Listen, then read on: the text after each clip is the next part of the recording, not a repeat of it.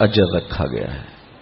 حضور نے ارشاد فرمایا تزوج الودود الولود، محبت کرنے والی اور کثرت کے ساتھ بچے جنم دینے والی خواتین کے ساتھ نکاح کرو تاکہ کل قیامت کے دن کثرت امت کی وجہ سے میں نبیوں میں فخر کروں۔ اب نکاح کیوں کیا جاتا ہے؟ حدیث میں آتا ہے کہ 4 وجہ سے نکاح کیا جاتا ہے۔ لے مالہا، لے حسبہا، لے جمالہا، لے دینہا۔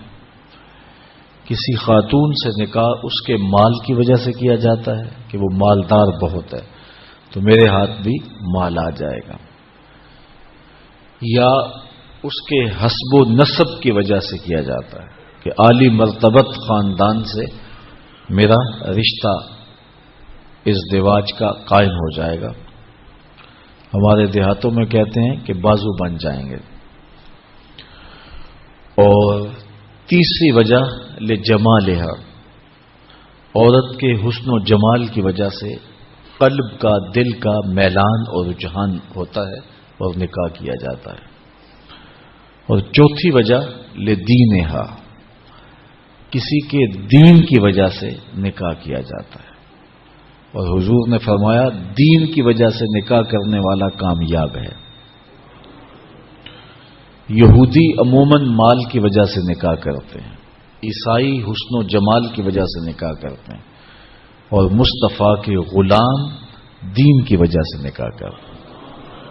حضور نے ارشاد فرمایا جب تمہیں کوئی پیغام نکاح بھیجے اور تمہیں اس کا دین اور اس کے اخلاق پسند ہوں تو پھر انکار نہ کرو، نکاح کر دو۔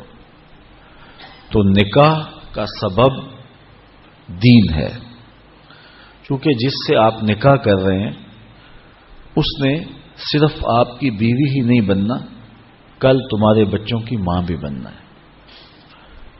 ابو الاسود الدؤلی، یہ بہت بڑا عرب کا شاعر ہوا ہے، ایک دن اپنے بچوں سے کہنے لگا کہ میں نے تمہارے اوپر احسان کیا ہے، تمہارے پیدا ہونے سے قبل اور تمہارے پیدا ہونے کے بعد۔ تو بچوں نے کہا کہ ہمارے پیدا ہونے کے بعد آپ نے ہمارے اوپر جو احسانات کیے ہیں وہ تو سمجھ میں آتے ہیں، لیکن ہمارے پیدا ہونے سے پہلے آپ نے ہمارے اوپر کون سے احسانات کیے ہیں؟ تو ابو الاسود الدؤلی کہنے لگا کہ میں جب اپنے لیے نکاح کے لیے خاتون تلاش کرنے لگا تو میں ایک شاعر ہوں، تو میری طبع میں یہ تھا کہ میں خوبصورت خاتون سے نکاح کروں، لیکن میں نے پھر یہ سوچا کہ میں اپنی خواہش کو مقدم نہ رکھوں، میں اس خاتون کو تلاش کروں جو کل میرے بچوں کی اچھی ماں بن سکے۔ تو میں نے جب تلاش کی تو اچھی بیوی کے حوالے سے تلاش نہیں کی، تمہارے لیے اچھی ماں کی تلاش کی ہے، اور یہ میرا وہ احسان ہے جو تمہارے پیدا ہونے سے قبل میں نے تمہارے اوپر کیا۔